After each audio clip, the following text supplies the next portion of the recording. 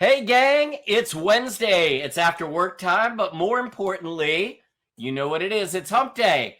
That means it's happy hour for the dentists in the know. This is your backstage pass to current trends, politics, and education in the dental world. It's live and it's over a cocktail. The band is back together again. I'm Dr. Jeff Horowitz. My co-hosts are Dr. Chad Duplantis and Dr. Jennifer Bell. They just popped up, JB as we call her. All of us are practicing dentists. We're all educators and we're all business owners. Our job is to bring the dental community together by bringing all of you in the know with what's going on. So before I say anything else, tonight's show is brought to us by our amazing educational partner, Q Optics. So before we go any further, cheers to you guys. Cheers. Welcome, everybody. Thank you, Q Optics. First, I want to talk about who tonight's guest is because, first of all, she's awesome. She is not a stranger to Dinks. We had her on when we first started this platform, shortly after COVID started. The feedback was incredible. She happens to be one of my favorite people in dentistry. She's an incredible educator, particularly on the topics of Botox and fillers, as well as someone who's worked tirelessly for organized dentistry behind the scenes to a lot of you. And I just have a lot of admiration for her. So Gigi Meinecke is in the house again, which I'm excited about. Two things that have to come before that. My other favorite person in dentistry, JB, is going to do the news. Aww. But my other favorite person in dentistry, Chad Duplantis, I think, has something to say about Q Optics. Yeah, so last week we talked about Q Optics loops, which Jeff and I use. JB is like hopefully kind of excited to get her first pair. Yeah. Absolutely love them. But this is a product that was brought out during the pandemic, and I just want to share with you all. This is a short little video. What's called safety suction. It's 93% aerosol reduction to be utilized while utilizing the Cavitron in your practice. So real quick, folks, let's just sit back. Let's watch this, and then we'll switch over to JB with the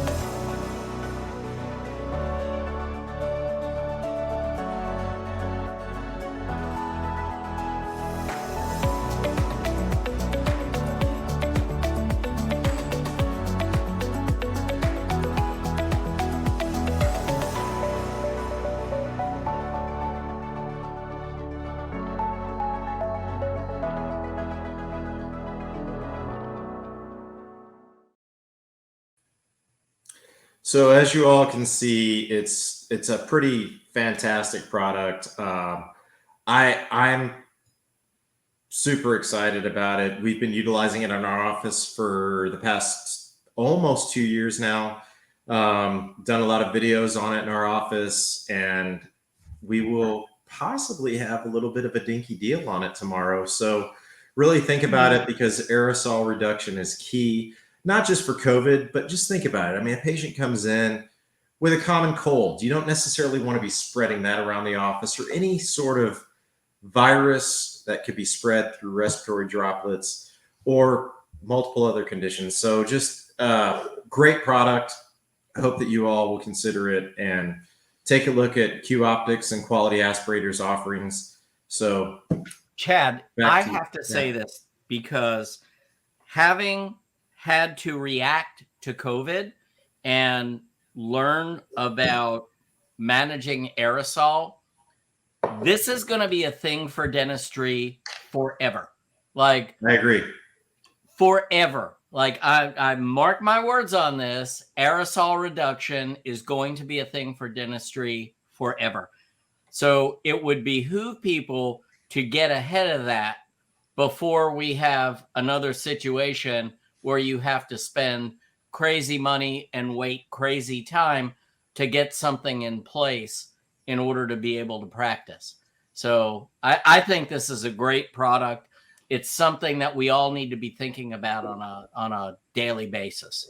I completely agree. And I went to some of my friends at the state board, the lobbyist level, state Congress, state Senate, and said, hey, let us get back into practice because we have options such as this that will help eliminate aerosols in our practice. And it's done a great job. We use it on a daily basis. So love it. Anyhow, let's turn it over to JB for some news you can use. We'll see if you can use it or not. Guys, they, you know how the ADA has been doing their statistical analysis every couple of weeks. They're gathering a bunch of data during during COVID. They really started this at the pandemic. So they came out with some interesting statistics this week that we haven't really seen yet. And so I'm going to pull my paper up so I can refer to my notes.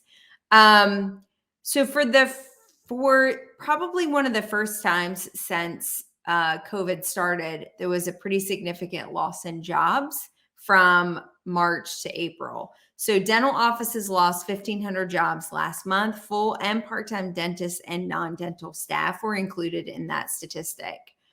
There was also a pretty high uptick of more dentists retiring, and also more hygiene were leaving the workforce altogether. And this was the first time we've seen significant job losses since April of 2020. So I think that's an interesting statistic. I think it's definitely something we need to be watching.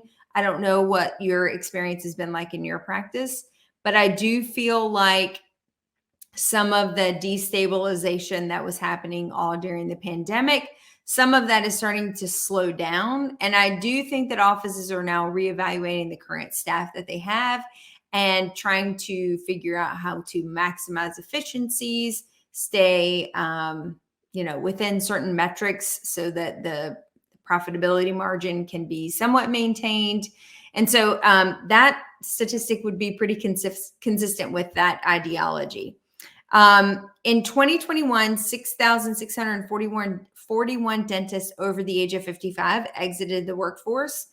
That's up from 4,785 in 2017. So that's almost 2,000 more dentists retiring in 2021 than who retired in 2017. I'm sure some of that is COVID. I'm sure some of that is just natural, attrition, but certainly an interesting statistic. But the really interesting thing of this is actually the supply of dentists continue to go up, and Paul Goodman will appreciate this statistic.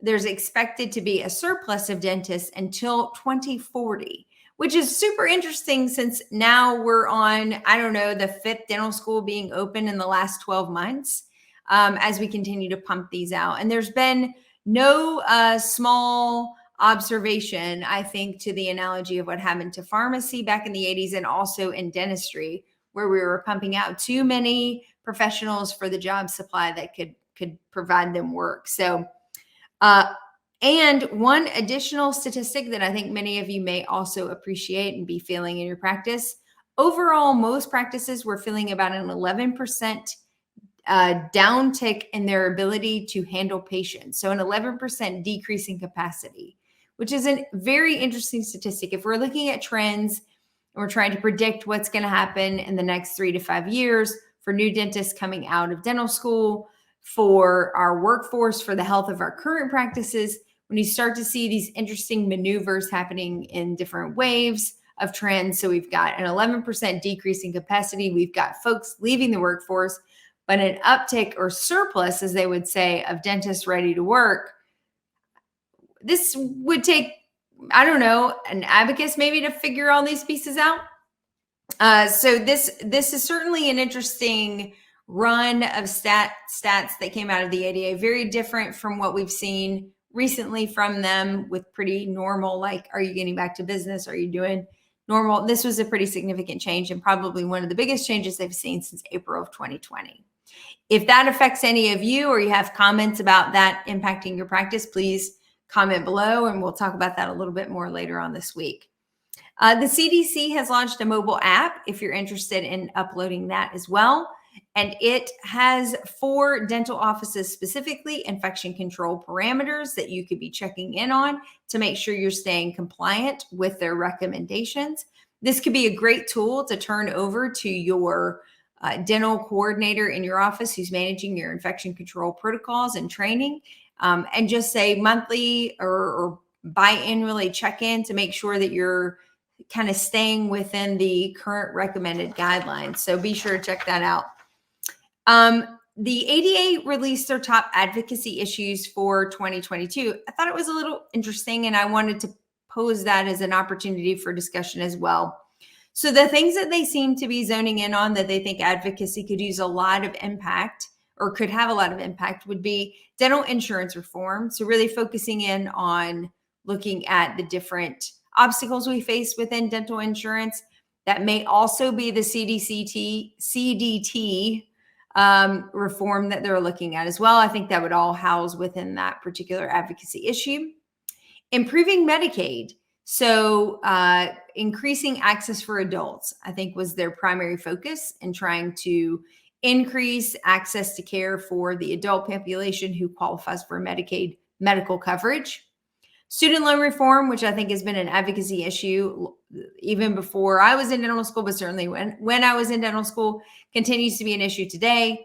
Looking at refinancing issues and restrictions that are imposed upon student loans and trying to offer some relief to dental students who we know are facing a pretty large debt load when they graduate from dental school.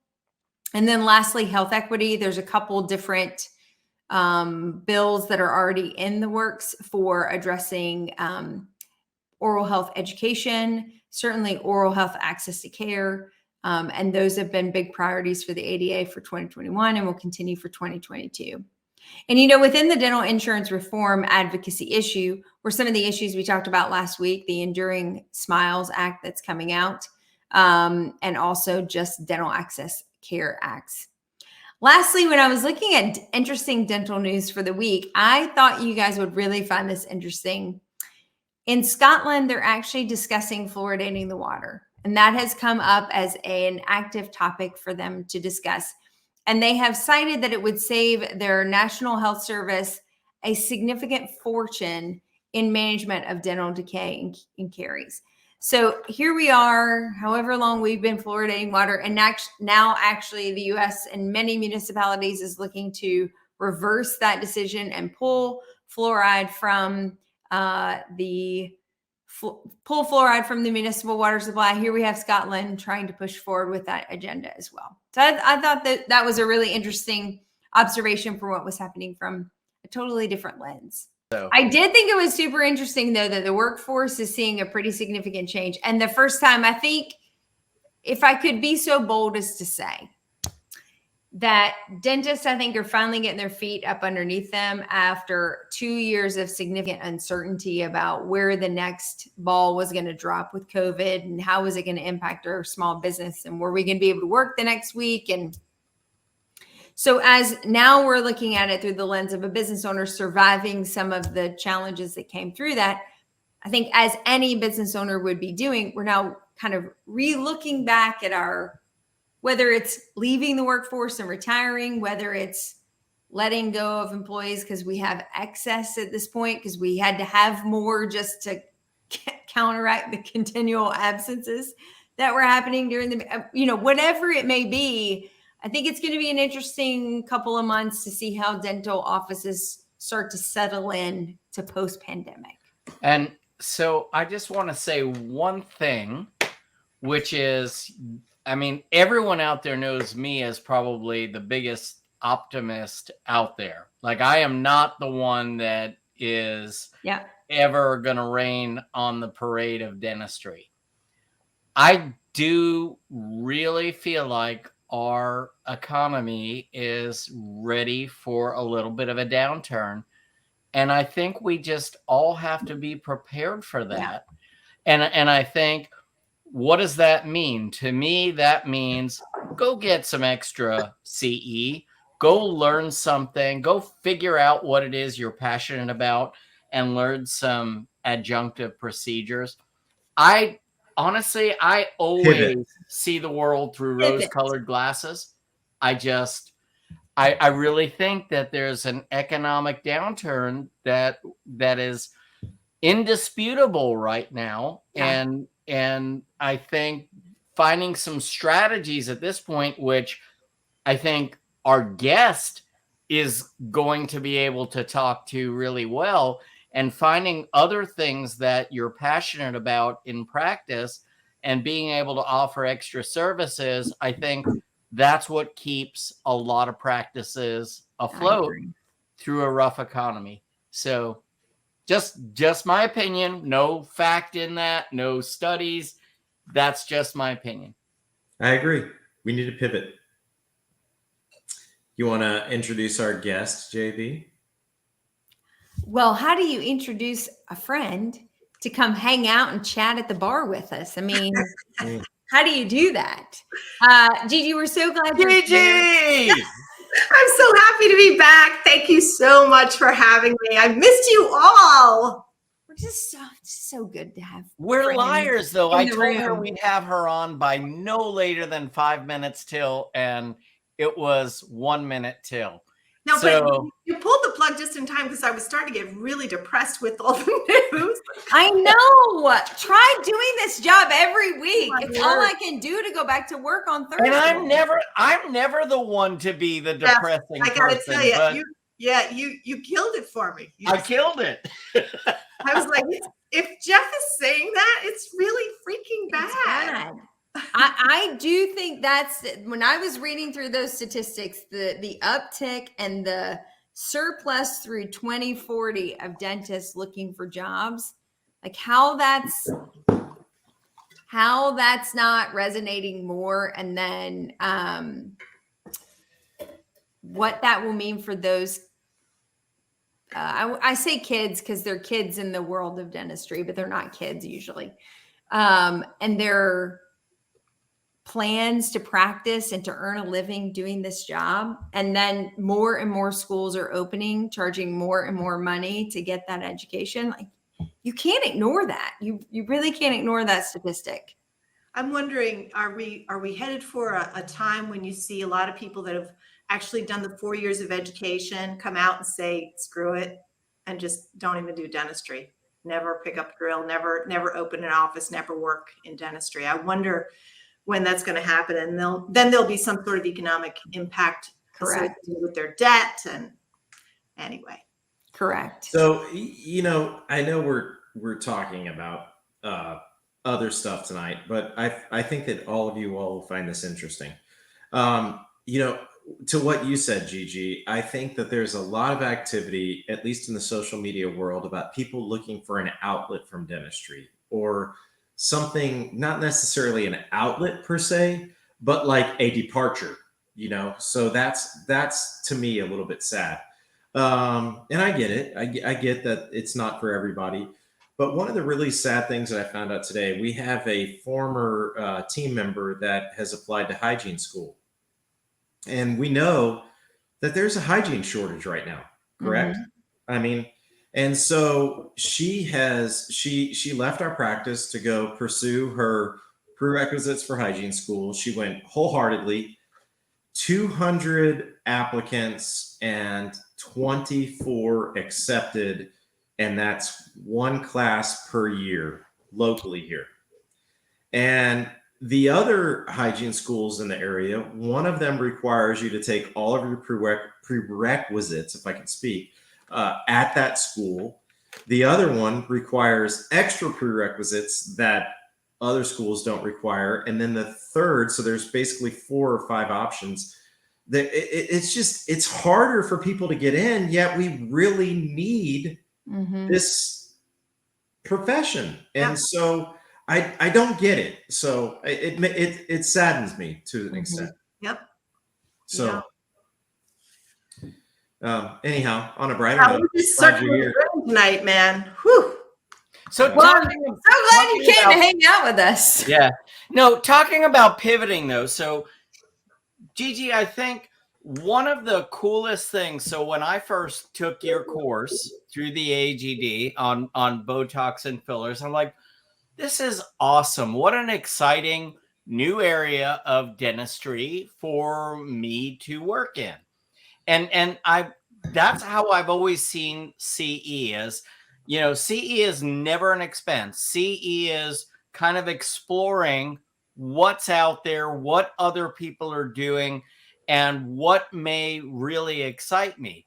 And so I think, even though I was a little bit negative to begin with, I think what you offer dentistry is an incredible outlet to still use our artistic abilities, to use our knowledge of anatomy and physiology, and to be able to do some really cool stuff that is really outside the world of dental insurance or having to worry about dental insurance. So would you talk to that a little bit? Yeah, for sure. I mean, well, where to begin? I would definitely say that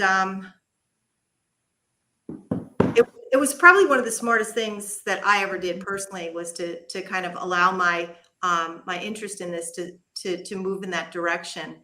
And I remember meeting Marko Vujicic, the chief economist for ADA, years ago, and told him, we were just talking at a cocktail, and told him what I did. And he said, "Oh, you're one of those," I forget what he said, whether you're outliers or whatever. And he said, "You're one of those people that is going to be poised for in the future to be secure." And I didn't really get what he meant. But and then to really go wildly segueing all over the planet, right as COVID, we were starting to reopen, my husband said to me, he said, "I'm going to tell you right now, the first people coming back to your practice are going to be your injectable patients." And I was like, there's no way. Everybody's sitting behind a mask. What do they need me for? And he was right.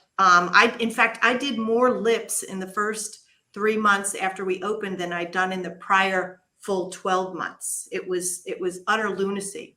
So I think having adjunctive treatments such as Botox and dermal fillers is hopefully now a mainstay in dentistry. It certainly has. I remember when I first got into it, it was people were just so shocked and just did not understand the connection.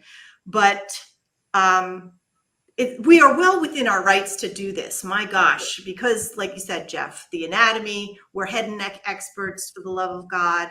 The lower third of the face, which is the most complex, is our area where we're most comfortable. The lower third makes a huge impact from a cosmetic and aging point of view for when you do facial injectables.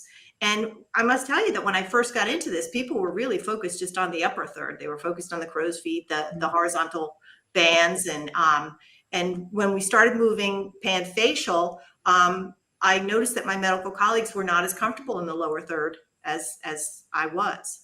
So I don't even know, like, I'm rambling now.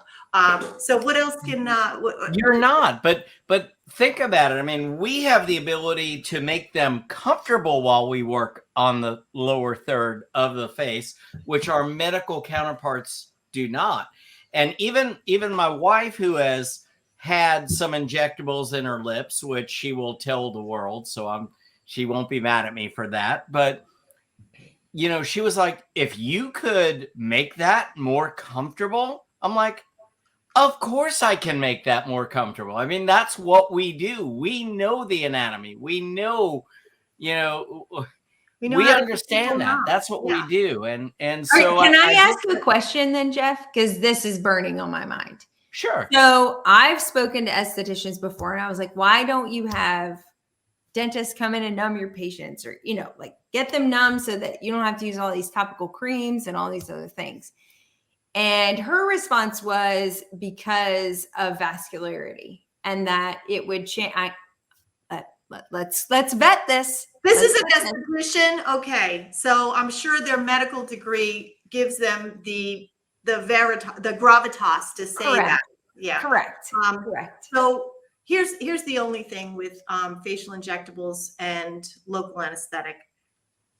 There's two camps. There's the camp that says you should use it with vasoconstrictors, and then there's the camp that says you should not. So for Gigi Meinecke, I teach it, and I personally, every day when I pick up the syringe, I'm using only the non-epinephrine. And why? Because if you're going to have a vascular problem, what's the first thing? What's the first sign? It's the pallor or blanching, right? Correct. So I want to see that. I don't want to cause it, so I mask it.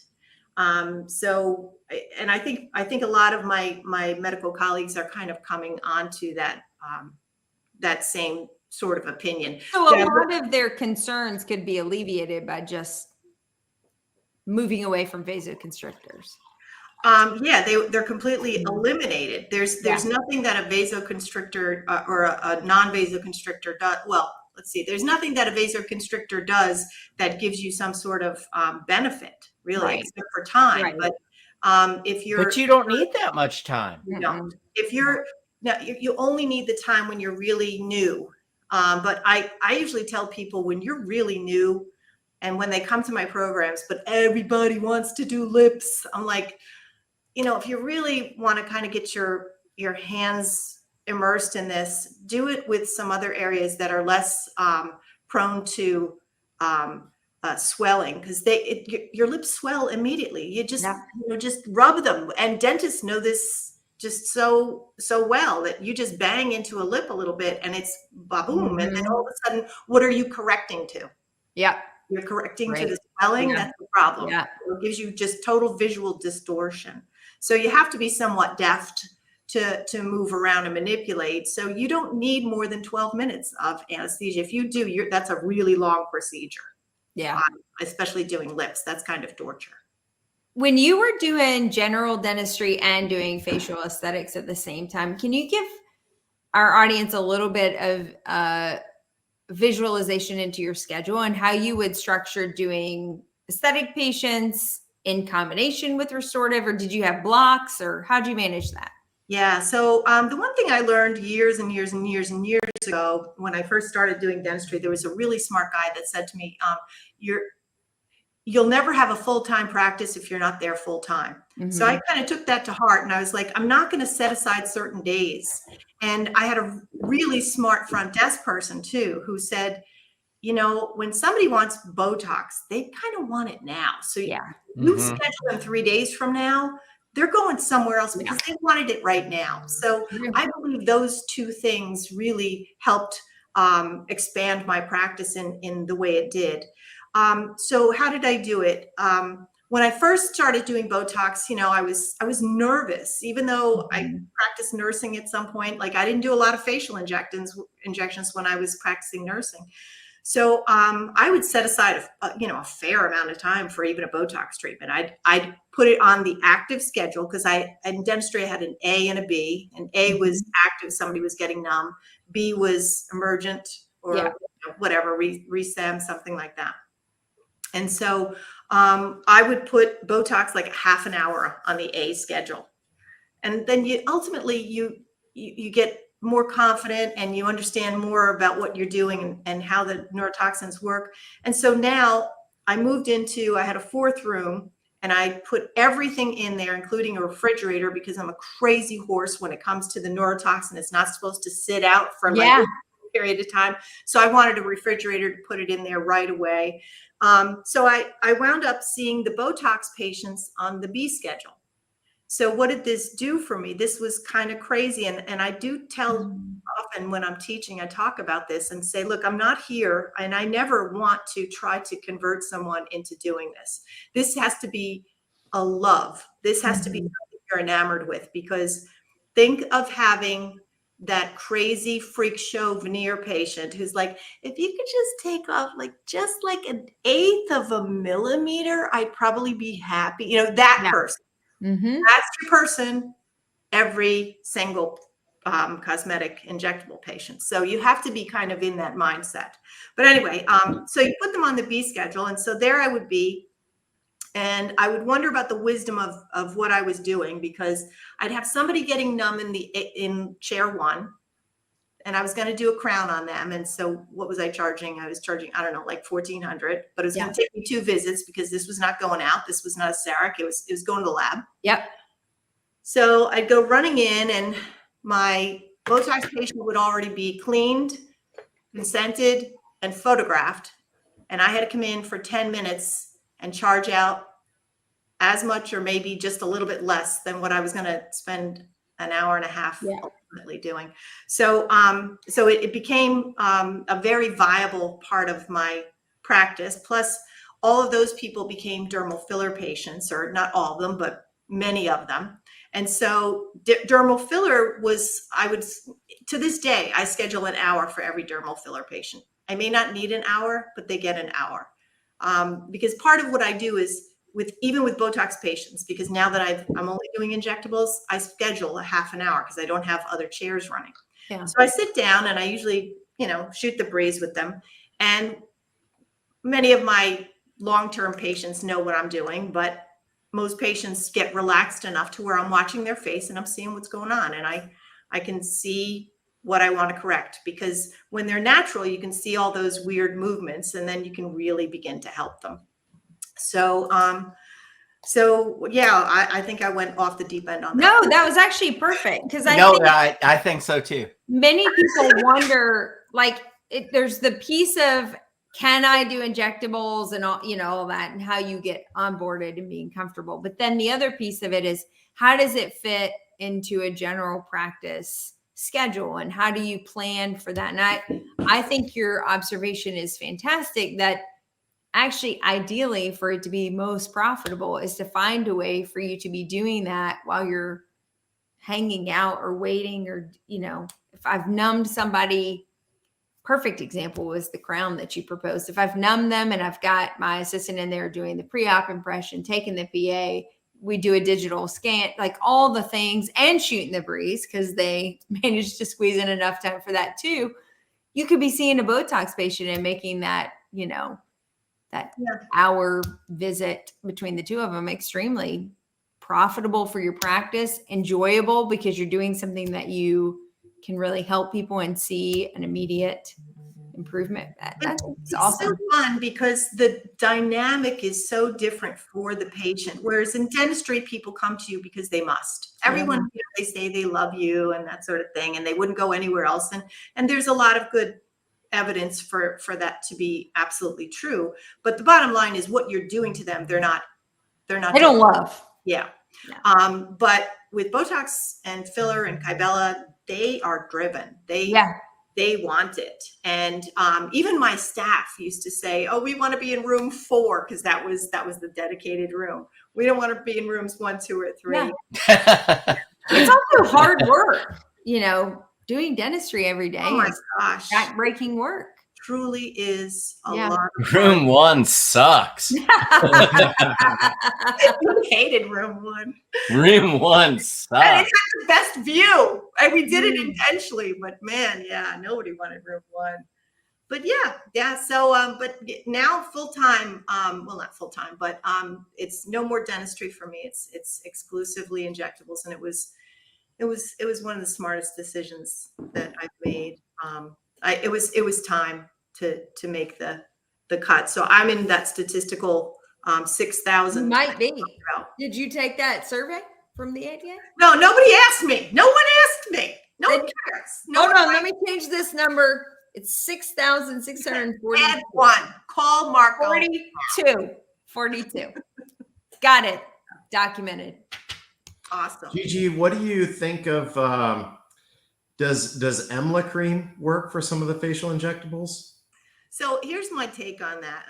Some people like it. I think it's people that truly like, to Jen's point, I think it's people that don't feel comfortable giving local anesthetic, because I give all external local anesthetic.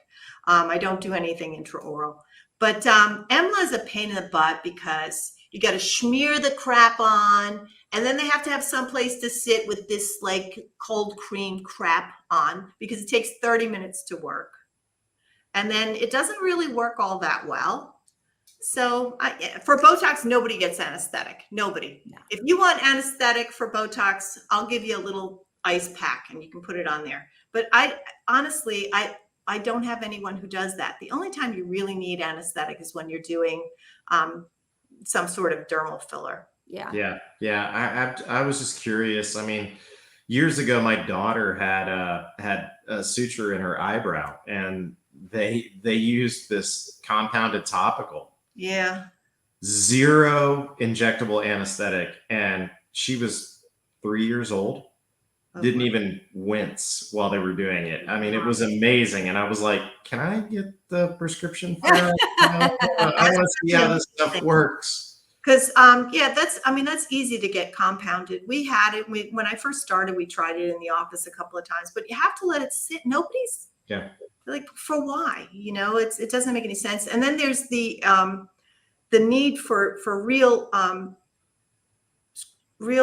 stringent asepsis after that. You have to clean it off because biofilms, by the way, are becoming a much more acknowledged problem in dermal fillers, and it makes perfect sense. And by the way, in my opinion, they're mostly associated with some sort of dental infection. I've seen all of them, not all of them. There were some that were COVID, but maybe not. But the biofilms that I'm aware of have all had some sort of dental infection associated with them. So now it's pro forma that we're asking people, do you have a root canal going on right now? Do you have any known dental infection? They become a real problem. I had a friend who had a biofilm and wound up, it was terrible for her.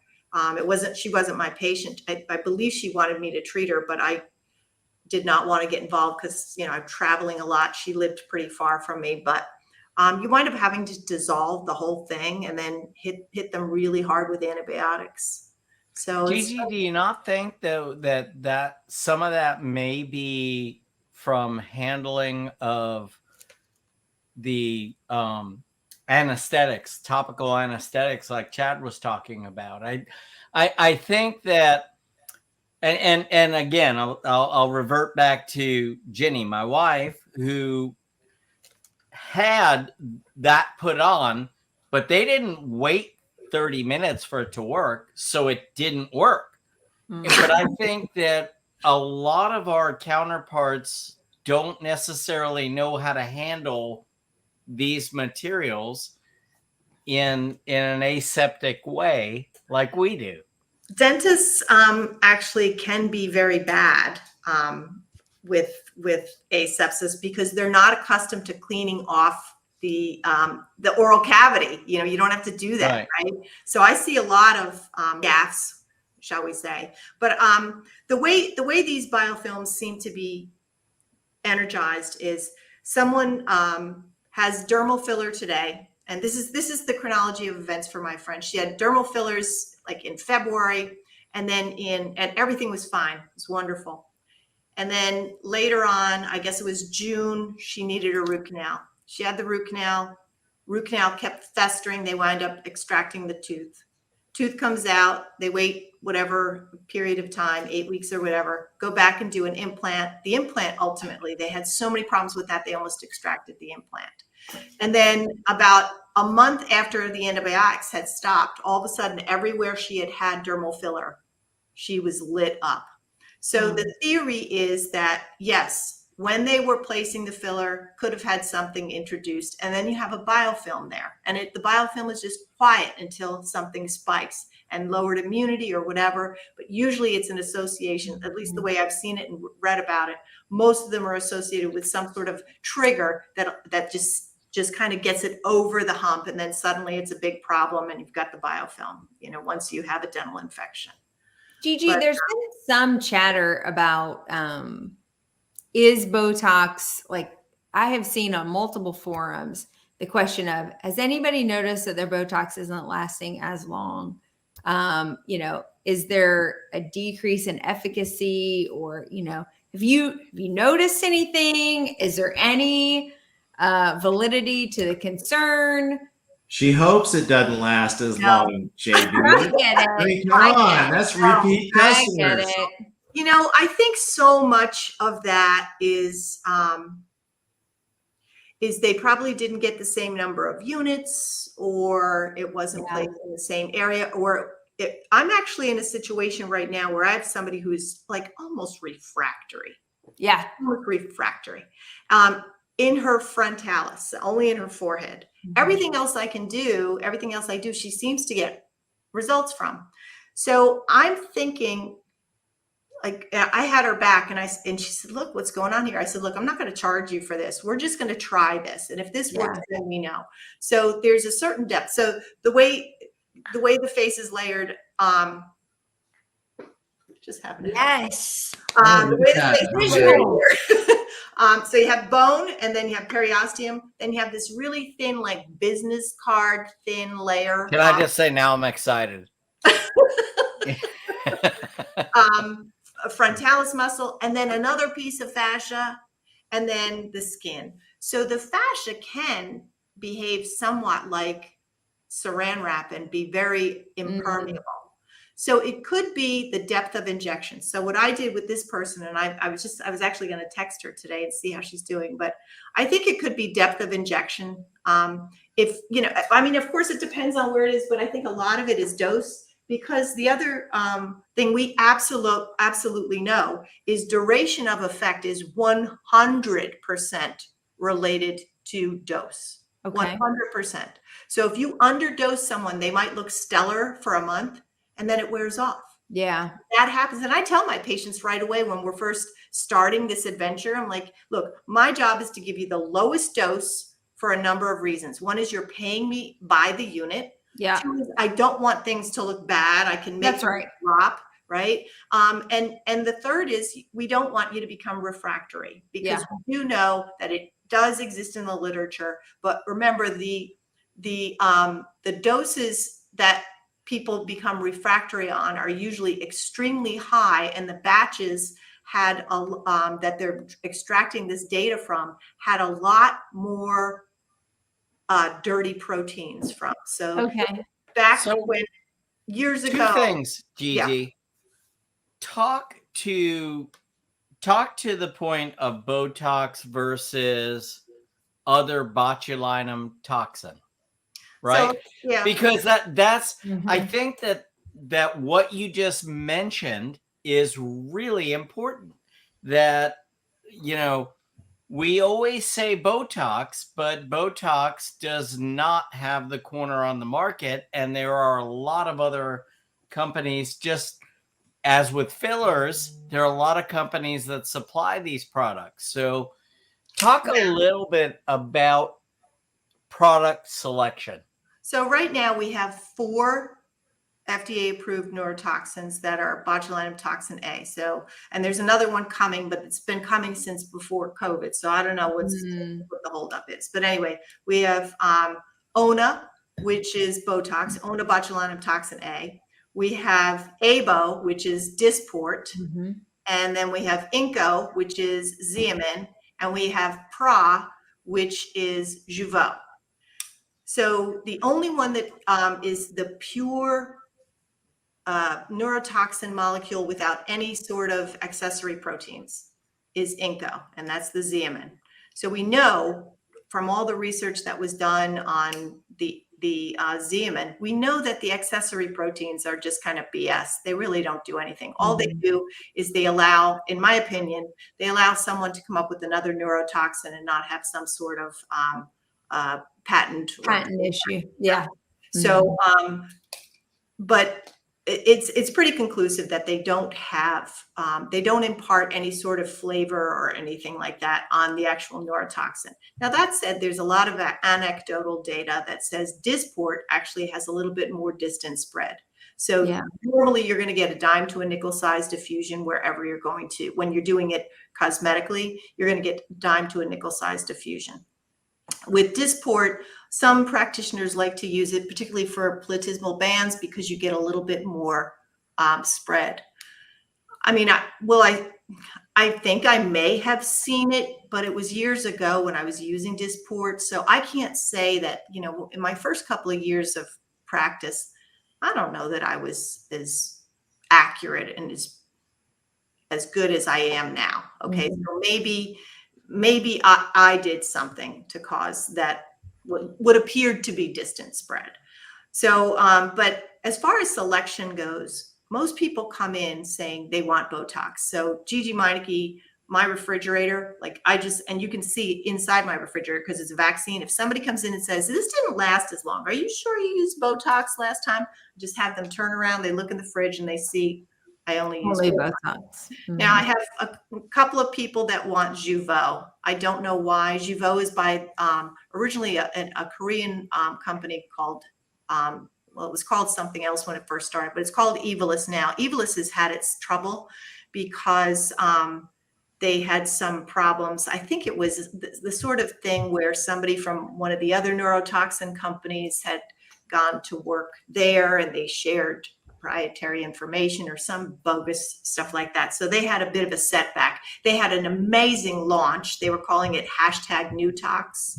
And all the Gen Xers and the millennials, because they follow social, they were asking for it.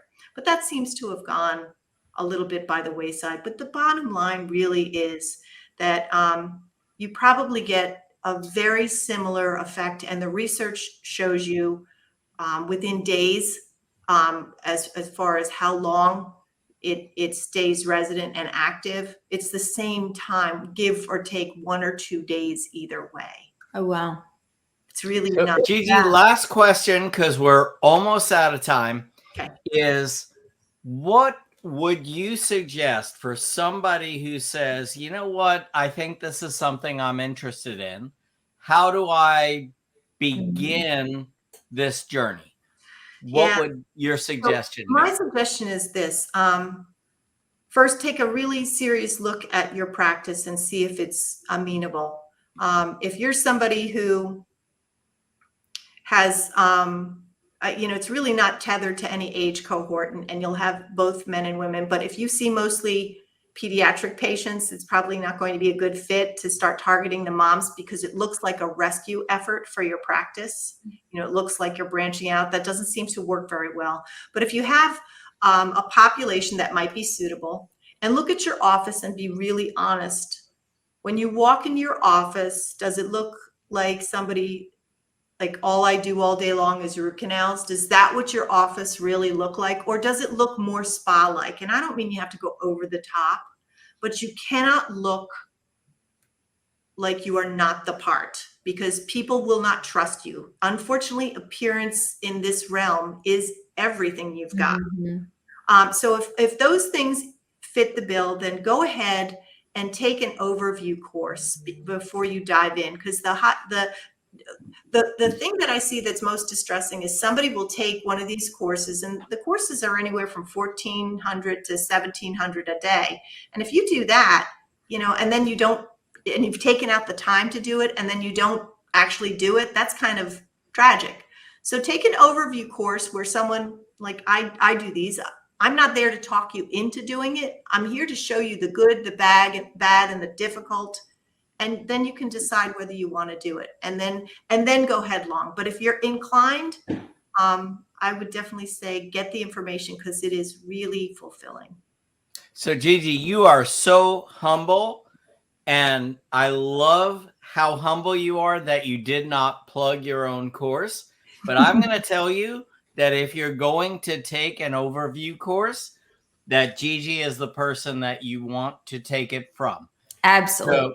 So, without question, ADA meetings, AGD meetings. I mean, she's everywhere. And she is really one of the leading dentists that are doing this, that really understands the anatomy as well. Part of the course is a head and neck dissection. So it doesn't get any better than that. And Gigi, I just want to say thank you for being with us again, and thank you for what you're doing and what you're sharing. Thank you so much for letting me go on ad nauseum. Thank you so much. We We love love it. There was no ad nauseum. Not at all. Not at You all. guys have such a superior product. I'm telling you, you're just the chemistry. You're just so great. Just please continue, because you may not think it because you do this every week, and you're wonderful. So keep going. You're great. Hey, did you notice that I'm looking? I noticed. up here? I Little noticed better, that. little Yeah. better, Do you know he got Botox He used because his of low us? res camera this week. yeah. Next week I'll look better. Well, maybe the next Can week. we do a before and after, before when you first started the program, and Jeff and I were giving him, and Ellen, your Yeah. lovely wife. Yeah. Well, hey, maybe I'll do a Facebook Live from my my esthetician on there. And with Gigi on, like, Yeah. above, Tell her what to do. I wouldn't do that. Yeah. I wouldn't do Yeah, that. like a little shoulder thing. I'm not so sure. Yeah. Bad idea. I'm not Flintstones? redirect. All right. All right, Chad, close us out. Thank you so much. All right. Well, I just want to thank Gigi for being here. I want to thank everybody for watching us tonight. Gigi, you're always such a ray of hope. And, you really have figured out how to pivot, which is just such a popular term in dentistry right now. And there's words I hate in dentistry. Pivot's one of them, but I'm going to say it again. Pivot. Because we may be looking towards a change. So look for other ways to improve your income, improve what you do in your practice, and www.aestheticsseminars.com, and look up FACES, FACES. Just Google Dr. Gigi Meinecke and you'll see a lot of great things out there. So thanks everybody for being here.